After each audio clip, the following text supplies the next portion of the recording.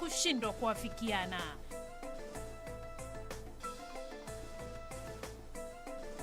Madai ya ufisadi KEMSA. Kiongozi wa chama cha ODM Raila Odinga asema wito wa chama hicho wa kutaka uchunguzi ufanywe haumaanishi kinaunga mkono ufisadi.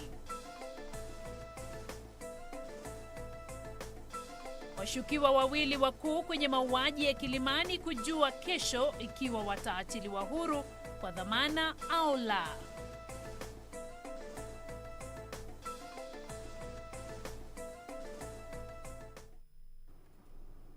Karibu mtazamaji kwa taarifa hizo na nyinginezo hapa kwenye meza yetu ya Darubini ya Channel 1. Fuatilia taarifa hizi pia kupitia mtandao wa Twitter @KBC Channel 1 na @Gatonye. Toa maoni yako hapo, nitakuwa nikipitia wakati Darubini inasonga mbele.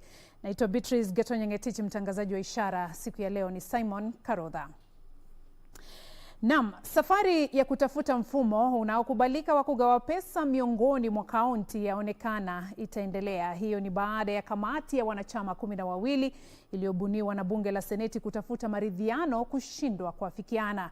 Hii inamaanisha kwamba kikao maalum kilichokuwa kiandaliwe siku ya Jumanne kujadili swala hilo sasa hakitakuwepo.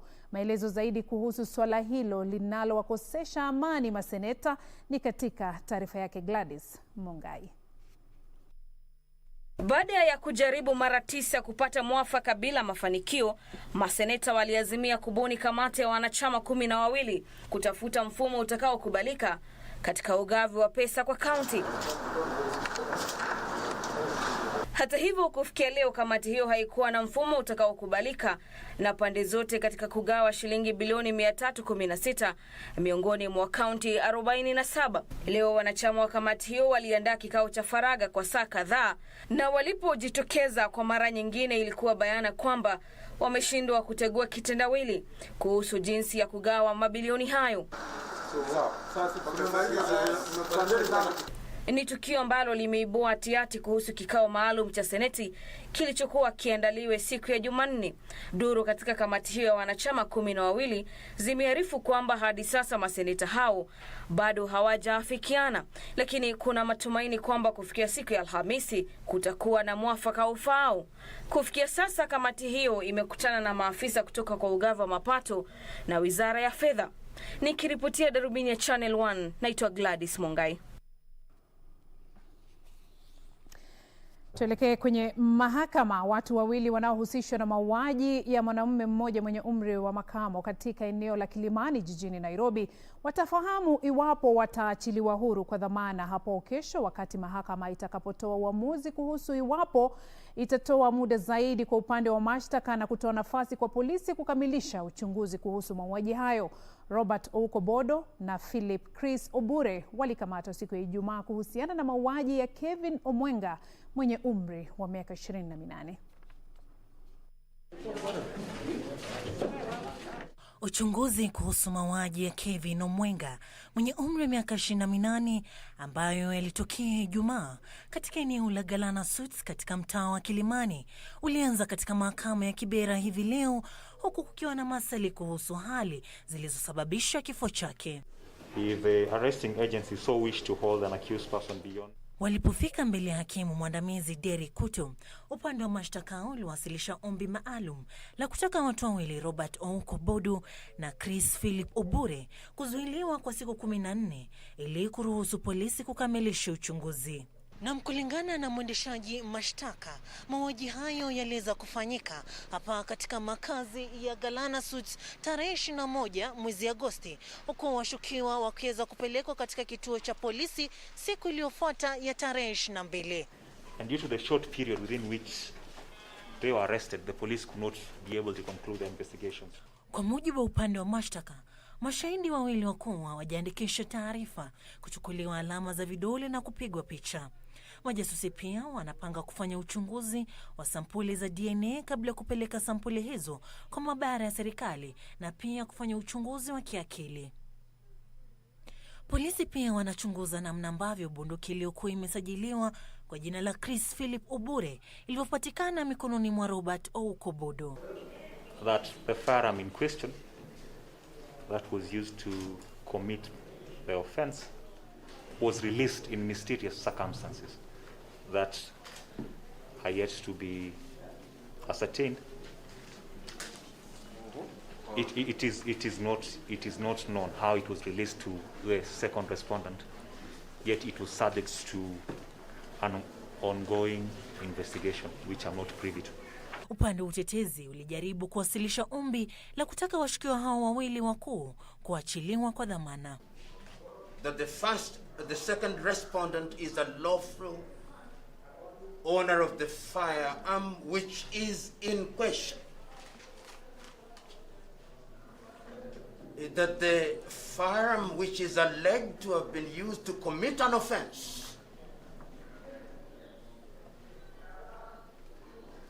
belongs to him as a lawful licensee.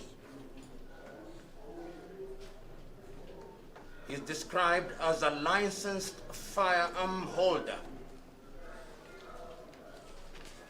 That is in the notice of motion.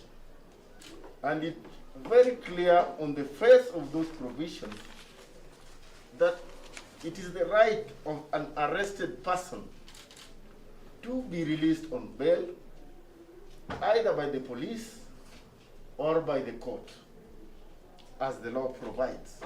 Uchunguzi wa maiti wa kubainisha kilichosababisha kifo cha Kevin Omwenga haujafanywa. Na mhakimu mkuu Derek Kuto sasa itambidi aweze kupitia uwasilishaji uliotolewa hii leo kuweza kupinga ombi la mwendeshaji mashtaka kutaka siku 14 zaidi ili kuweza kukamilisha uchunguzi na kutoa uamuzi wake tarehe 25 siku ya Jumanne. Nikiripotia Darubini ya Channel 1, jina langu Sarafina Robi. Shukrani Sarafina Robi kwa taarifa hiyo. Wizara ya Afya imewaonya Wakenya dhidi ya kulegea kwa dhana kwamba maambukizi ya virusi vya korona hapa nchini yanapungua kufuatia kunakiliwa kwa visa vichache katika kipindi cha wiki moja iliyopita. Maafisa katika Wizara ya Afya wanasema hali hiyo imesababishwa na kupungua kwa sampuli zinazopimwa kutokana na uhaba wa kemikali zinazotumika. Onyo hiyo imetolewa huku idadi jumla ya maambukizi hapa nchini ikiongezeka hadi 32,557 kufuatia kuthibitishwa kwa visa vipya 193 kutoka kwa sampuli 3,381. Kwa wiki moja iliyopita kumekuwa na mjadala kuhusu maana ya idadi inayopungua ya visa vya maambukizi ya korona hapa nchini. Wizara ya Afya inasema hali hiyo inatokana na kupungua kwa sampuli zinazopimwa kwa sababu ya uhaba wa kemikali zinazotumika. But now and then we might have a challenge in this supply chain, and that is when you see us having lower numbers of testing. But we are expecting a consignment of tests anytime now, and as soon as that arrives, we shall still go back to our figures of before, or maybe even higher, as we continue with our testing. Mkurugenzi mkuu wa huduma za afya Daktari Patrick Amoth amesema upungufu halisi wa visa vya maambukizi hapa nchini utabainishwa pale kiwango jumla cha maambukizi kitapungua hadi 5% na kusalia vivyo hivyo kwa angalau majuma mawili. But for the past 1 week or so, you have noticed a decreasing positivity rate, which as of today stands at 6%. So that is, you are making progress, but you have not hit the magical 5%, which we need to hit and sustain for 2 weeks before we can actually say that we are flattening the curve. Hivi leo watu 193 zaidi wamethibitishwa kuambukizwa virusi vya corona kutoka kwa sampuli 3,381 na hivyo kuongeza idadi jumla ya maambukizi hapa nchini hadi watu 32,557. Miongoni mwa visa hivyo vipya ni mtoto wa miezi miwili, huku Wizara ya Afya ikisema hadi sasa watoto 768 walio na umri wa chini ya miaka 10 wameambukizwa virusi hivyo, ambapo 4 wameaga dunia. Aidha, watoto 430 walio na umri wa chini ya miaka 5 wameambukizwa ugonjwa huo, ambapo 2 wamefariki. Because of the generally mild nature of disease in children, it was thought that there could be community reservoirs of transmission in households. But emerging evidence suggests that children may not be the super spreaders of the virus as was thought earlier. Katika visa vya hivi punde, kaunti ya Nairobi tena iliongoza kwa visa 78, Embu 24, Garissa 21, Kiambu 18, Nyeri 13, Mombasa 10, ilhali Samburu ilinakili visa 6. Idadi ya waliopona pia imeongezeka hadi 18,895 baada ya wagonjwa 225 zaidi kupona. 188 walikuwa wakiuguzwa nyumbani, ilhali 37 waliruhusiwa kuondoka vituo mbalimbali vya afya.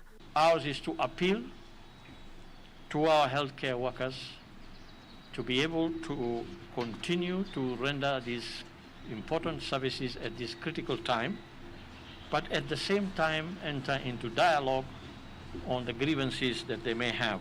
Hata hivyo, wagonjwa 6 zaidi wamefariki na kuongeza idadi ya waliopoteza maisha kutokana na ugonjwa huo hadi 554. Wizara ya Afya inaonya Wakenya dhidi ya dhana kwamba idadi ya maambukizi ya virusi vya korona nchini imepungua, huku maafisa katika wizara hiyo wakisema ya kwamba ili haya yatimike, basi itakuwa lazima idadi ya maambukizi nchini ishuke hadi 5% na isalie pale kwa muda wa wiki 2. Nancy Okware, Darubini ya Channel 1. Tukiachana na taarifa yake Nancy Okware, kiongozi wa chama cha ODM Raila Odinga ameutetea msimamo wa chama hicho kuhusiana na madai ya kuvujwa kwa shilingi bilioni 43 katika halmashauri ya usambazaji dawa hapa nchini. Raila amesema wito uliotolewa hivi majuzi na chama cha ODM wa kufanya ukaguzi wa fedha zilizonuiwa kutumiwa kupambana na ugonjwa wa COVID-19 haumaanishi chama hicho kinatetea ufisadi.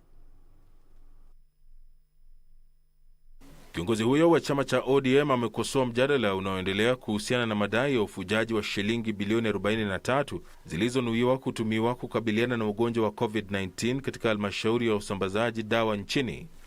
Odinga amesema mjadala wa kisiasa unaoendelea huenda ukaleta hali ya sintofahamu na kuwapa nafasi washukiwa kuficha ushahidi.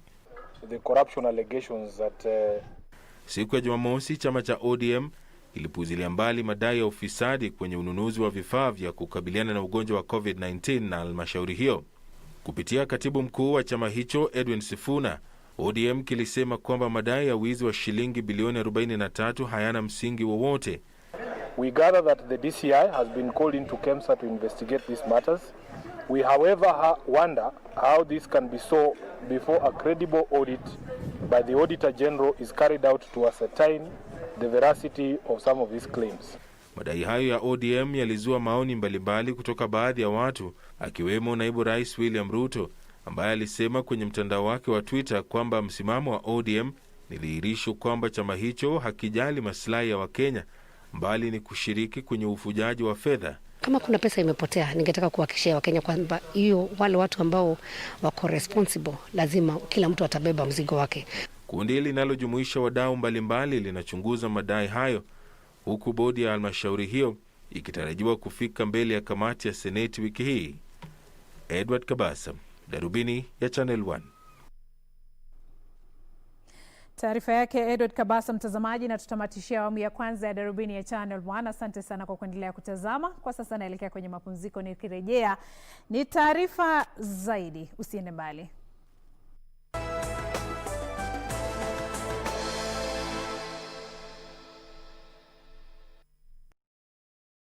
Tonight on KBC Channel 1. Now do you understand why the baby has to be his? I love my baby, and I don't want to abort it. No, of course not, madam. Don't even dare think about that option. But I can't think of any other way. You make me sick. You swore that you weren't gambling anymore. And now on top of that, I found you kissing that woman. Shut up. Let's go outside right now. I am not going anywhere with you. It's over, Julio. Everyone will know what kind of garbage you are. In love with Ramon.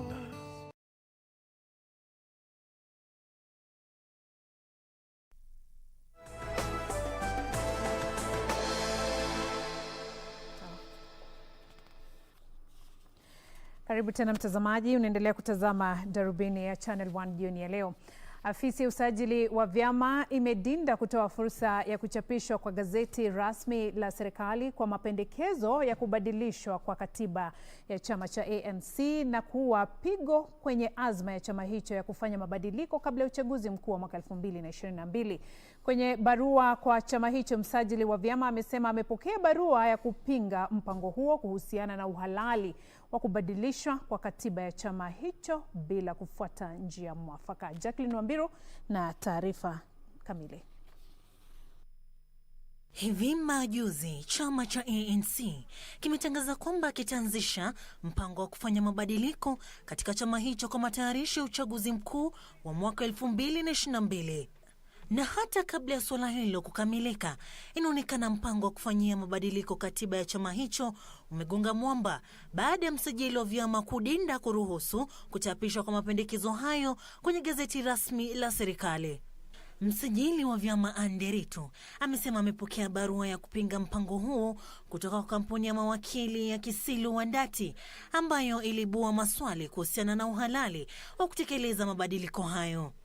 Barua hiyo iliyoandikwa tarehe 13 mwezi Agosti mwaka 2020 ilitaka msajili wa vyama kusita kuchapisha mapendekezo hayo kwa msingi kwamba muundo wa baraza kuu la chama hicho unafaa kuzingatiwa na njia iliyotumiwa kuandaa mkutano ilikuwa na utata.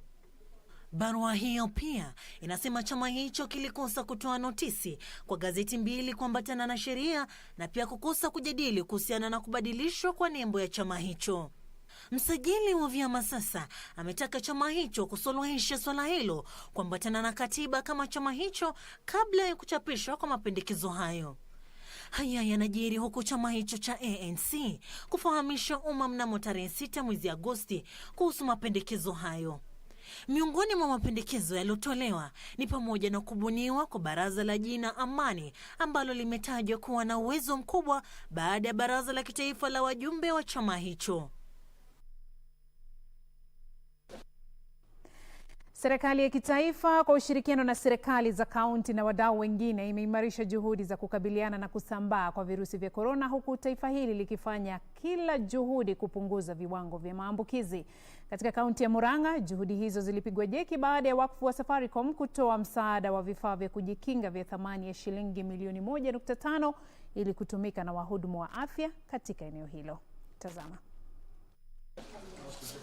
Kundi la Safaricom likiongozwa na mkuu wa kitengo cha ukuzaji talanta Peter Njoka lilitoa msaada wa barakoa, vyeuzi na vifaa vya kujikinga ambavyo vitatumiwa na madaktari na wauguzi katika kutekeleza shughuli zao za kila siku. Njoka alisema kuwa kampuni hiyo imetoa msaada wa vifaa vya kujikinga kwa kaunti 21 na itaendelea na mpango huo hadi kaunti zote nchini zipate usaidizi unaohitajika. Ensure that our people who are infected get all the support and also protect yourselves as medics so that we can progress well in this country. Akiongea alipokuwa akipokea vifaa hivyo vya kujikinga, afisa wa kamati kuu ya kaunti inayohusika na masuala ya afya na usafi Joseph Mbai alisema kwa hospitali ya kaunti ya Murang'a inahitaji vifaa zaidi vya kujikinga kwa wahudumu wao wa afya kwa vile inahudumia takriban wagonjwa 800 kila siku. We could be having a stock that can last even 2 or 3 months, but that doesn't mean that we don't need, because COVID-19, the way it behaves is very unpredictable, and you could be saying you have enough and then you find yourself running out of stock because you have used in a day. Wakati huo usimamizi wa vyama vya ushirika umeanzisha utafiti wa kubaini athari za janga la COVID-19 huku kukiwa na hofu ya kuongezeka kwa idadi ya watu wanaoshindwa kulipa mikopo yao. Akiongea huko Naivasha, mwenyekiti wa kamati ya vyama vya ushirika vya kushughulikia janga la virusi vya COVID-19 Francis Kamande alisema kwamba utafiti huo unatarajiwa kukamilishwa kufikia mwisho wa mwaka huu. What we have appealed to all the financial institutions, including the SACCOs, is that let the case be handled case by case. Let the member come to the society, say this is how much I can be able to pay the loan, and amicably they will come up with a structured way to ensure that it is a win-win case. Na shirika la kukadiria ubora wa bidhaa limeidhinisha chuo kikuu cha Rongo katika kaunti ya Migori kutengeneza vifaa vya kujikinga na maambukizi ya virusi vya corona. Chancellor wa chuo kikuu hicho Profesa Samuel Gundu anasema kwamba chuo hicho kimekuwa kikitengeneza vifaa hivyo kwa idadi ndogo ili kutumika katika kampuni za kutengeneza sukari. We are producing slightly over 250 per day, and within a short time we can make the thousands that are required. So we have made, like when we were selling to the sugar factories, we are selling them in thousands. So all it takes is to increase the number of tailors, and we will be in a position to deal with the big numbers.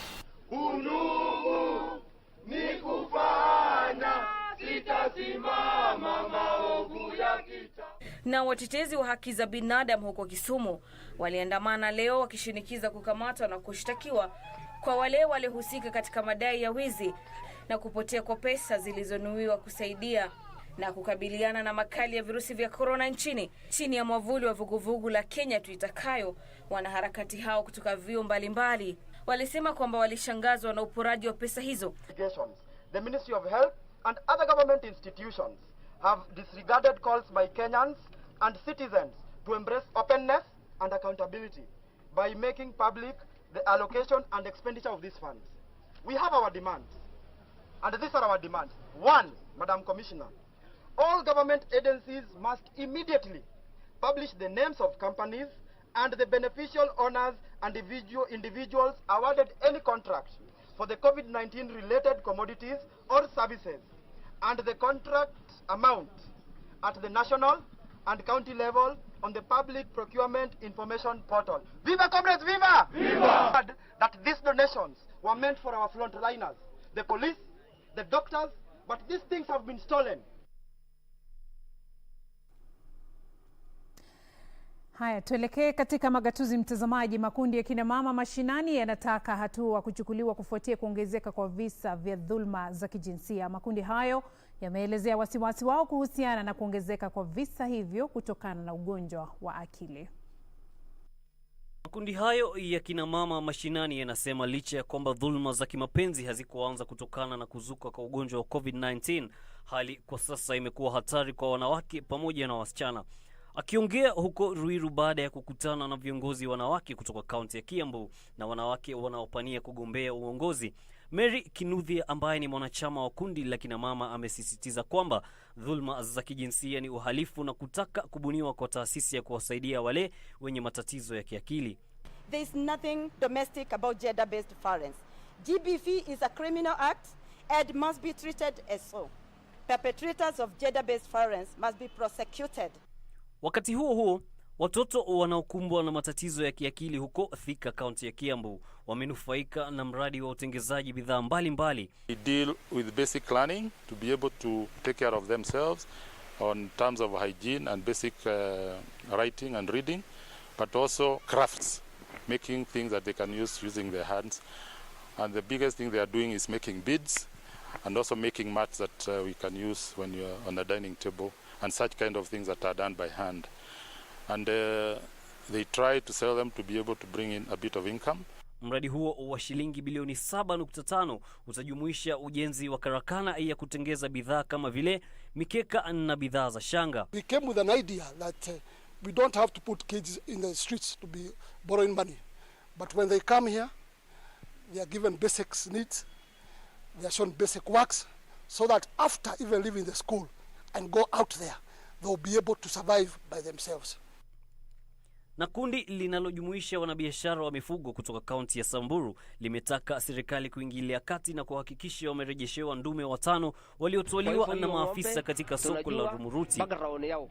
Kwa hivyo tunasema serikali aingilia kati ya ng'ombe. Kulingana na wafanyabiashara hao, walinunua ndume hao kihalali kutoka shamba katika wadi la Loibongori Losuk katika kaunti ya Samburu, lakini wakapokonywa na maafisa wa usalama wakidai wameibiwa kutoka kaunti ya Baringo. Ng'ombe nikapeleka soko la Rumuruti. Wakati asubuhi kufika soko, polisi na vijana wengi wakakuja hapo wakanishika wakisema ng'ombe ni ya wizi. Wakati huo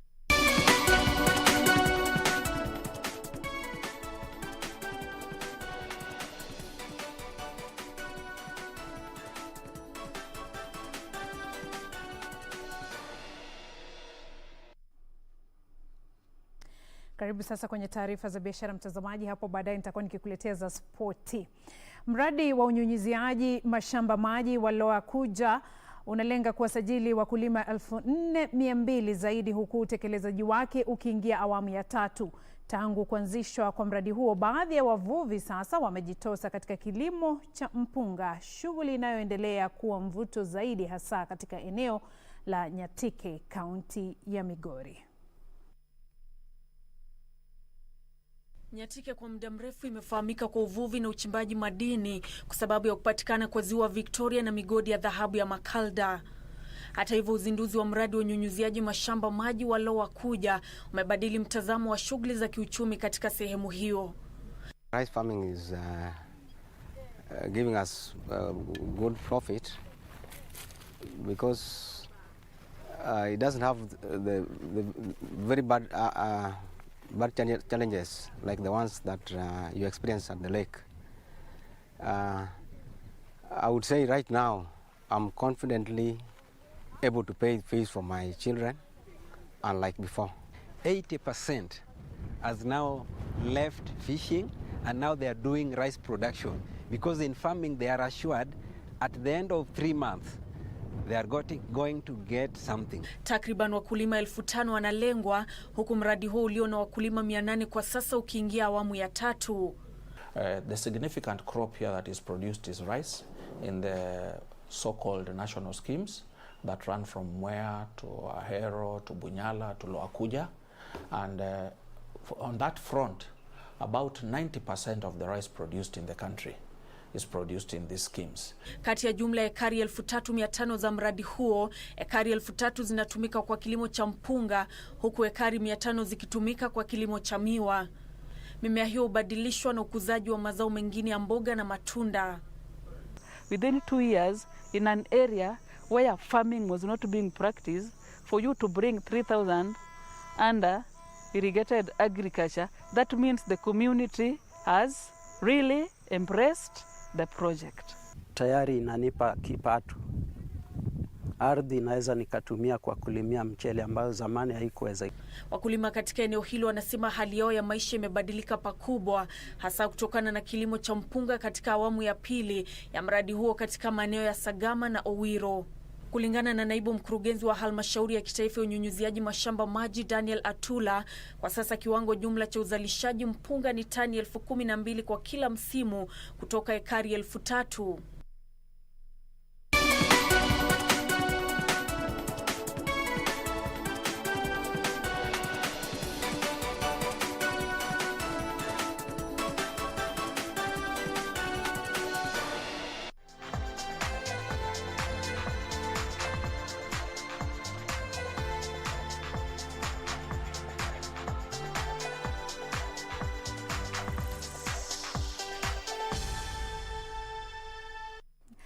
Na mtazamaji, sasa tuelekee viwanjani. Wizara ya Michezo imetangaza sheria ya kurejelewa kwa michezo humo nchini, huku washikadau wakitarajiwa kutoa hisia zao kabla ya kutangazwa kwa tarehe kamili ya kurejelewa kwa michezo yote humo nchini. Mashindano yote yalisimamishwa mwezi Machi punde tu kisa cha kwanza cha virusi vya korona kiliporipotiwa humo nchini. Michezo wote humu nchini huenda wakapata fursa ya kurejea viwanjani hivi karibuni baada ya Wizara ya Michezo kutangaza sheria za kurejelewa kwa michezo humu nchini, lakini tarehe kamili ingali haijatangazwa. Wahusika wote wanatarajiwa kutoa hisia zao katika muda wa siku 7 kabla ya tarehe kamili ya kurejelewa kwa michezo humu nchini haijatangazwa. I'm aware that stakeholders have waited eagerly for the release of these guidelines by our ministry.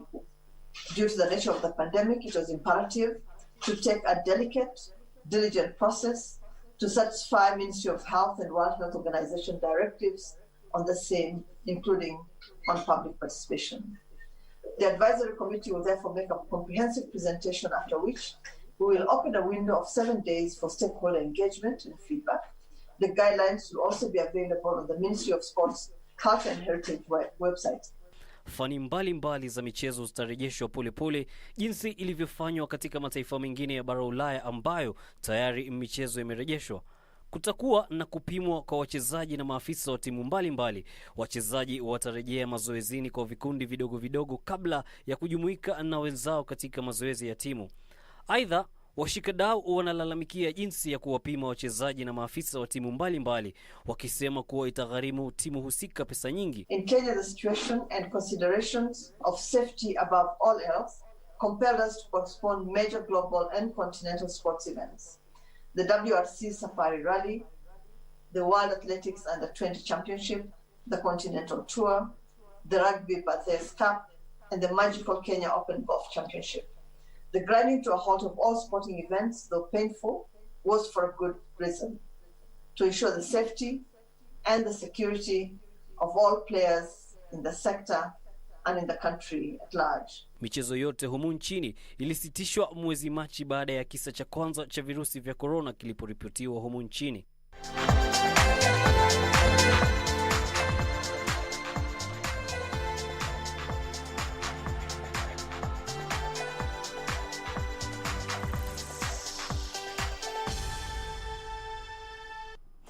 Na mtazamaji, kama ilivyo ada, kabla ya kutamatisha darubini ya Channel 1, tujifunze mawili matatu kuhusiana na lugha ya ishara. Wakati nilipokuwa hapa tulijifunza siku za wiki hadi siku ya Jumatano.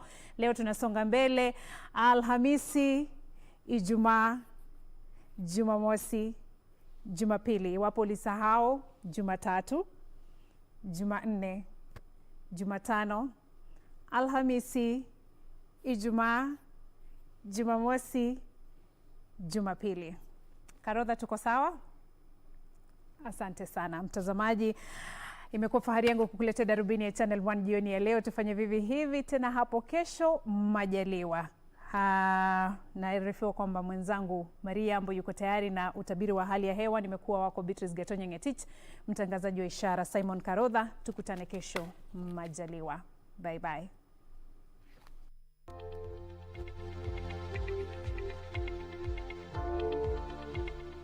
Naam, shukran za dhati kwa kujumuika nasi katika awamu nyingine ya utabiri wa hali ya hewa. Naitwa Maria Yambo. Tutarajie nini usiku wa leo? Na ni kwamba kutakuwa na hali ya ukavu kote nchini isipokuwa katika maeneo ya magharibi mwa nchi ambapo kutakuwa na mvua katika maeneo kadhaa. Hapa Nairobi kutakuwa tuna manyunyu ya mvua hapa na pale, ilhali katika sehemu za kaskazini mashariki mwa nchi na maeneo yaliyosalia kutakuwa na hali ya ukavu. Hata hivyo, kesho asubuhi tutamkia hali ya mawingu kuashiria kwamba kutakuwa na baridi hapo kesho hapa Nairobi, sehemu za kati na vile vile katika maeneo ya Machakos, Makindu na viungani mwake. Lakini katika maeneo ya Nairobi tunatarajia kuwepo kwa manyunyu ya mvua. Manyunyu ya mvua pia yanatarajiwa katika maeneo ya ukanda wa pwani, hususan sehemu za Malindi, Mombasa na Kilifi. Katika sehemu za kaskazini mashariki mwa nchi vipindi vya jua vitang'aa, ilhali katika sehemu za Eldoret, Nakuru kutakuwa na mvua nyakati za asubuhi. Mchana utakuwa wenye mvua katika maeneo kadha wa kadha, zikiwemo sehemu za Kisii, Kisumu, Kakamega na vile vile katika maeneo ya bonde la Ufa, hususan sehemu za Kericho, Baringo na viungani mwake tutarajia mvua na ngurumo za radi. Nairobi tutaendelea na hali ya baridi, lakini pia kuna uwezekano wa vipindi vya jua na manyunyu ya mvua pia. Sehemu za ukanda wa pwani hali itakuwa ni sawia. Kaskazini mashariki mwa nchi tutarajie kuwepo kwa vipindi vya jua, lakini pia kuna uwezekano wa mvua hususan katika maeneo ya Garissa. Viwango vya joto navyo vitashuka na kufikia nyuzi 22 hapa Nairobi, 33 katika sehemu za Mandera na Garissa. Na basi kwa hayo machache na hitimisha utabiri wa hali ya hewa jioni leo. Tupate sasa hali itakavyokuwa katika maeneo mengine duniani. Hadi wakati mwingine, alamsiki.